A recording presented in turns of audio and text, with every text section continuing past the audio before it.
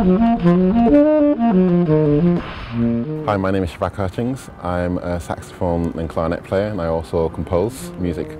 I'm this year a Spitalfields Associate Artist, which means that throughout the month of June I'll be writing new works and performing pieces within the program, Spitalfields. I kind of feel like what I do is create projects and execute them. On one, in terms of the performance, we're trying to just relay to the audience the energy that we want to create on stage. I kind of see myself as, in some ways, an architect. Like, you know, you develop building blocks and you kind of practice and you learn about music and get lots and lots of materials to work with. And then according to what the audience needs on the time, that kind of determines what kind of musical building is, you know, constructed. So I kind of see myself as an artist that is adaptable to kind of any musical scenario as long as I like it.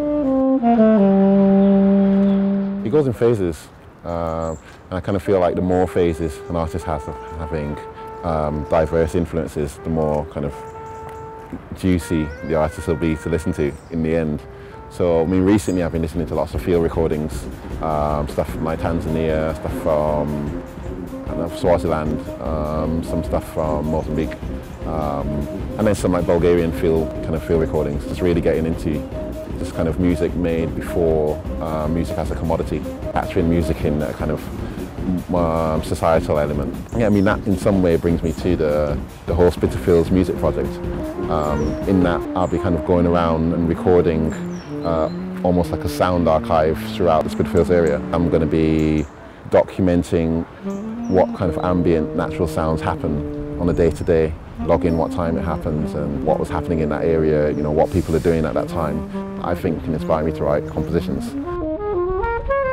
I'm going to be doing a blog, basically documenting my whole process of capturing the sounds. I kind of appreciate that the whole process of archiving the sounds is quite subjective. So I'm going to be explaining my process in picking what areas of the sounds I think are significant.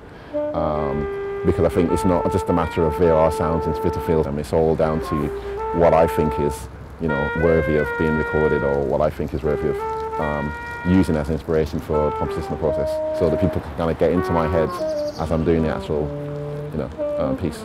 So for the full version of this piece, I'll be performing it at Village Underground with a band of mine called The Comet Is Coming. This includes sax, synth and drums. I'm going to make a reduction, which will be myself. This will be myself and another musician, where I'll be able to walk and play an adaptation of the piece. And I'll be able to go between the areas that the sounds were originally recorded in and play kind of my take of the sounds that are actually happening in real time. The main thing I want them to take away is the fact that sounds aren't incidental. There are lots of sounds going around, and we choose to relegate the sounds that are happening, you know, in our day-to-day lives to ambient or, you know, incidental stuff, because we've been kind of conditioned to think of the concert hall as the area that you ascribe meaning to sound. Whereas what I'm trying to get from this whole process is that there's meaning in all sound that happens around us if we want to frame it in that way, and if we can actually look for the music in sounds that happen in the ambient, you know, space. What the audience to go away and do is, you know, have a walk down their street or walk through Spitalfields and see if they hear anything that, you know, they would normally just be, I don't know, some dude riding his bicycle. I want them to kind of see those sounds as something that could be music or could be a language of some sort. I really like going into the vintage markets in Brick Lane, just to kind of look, you know, walk around and look at the kind of like weird stuff they've got.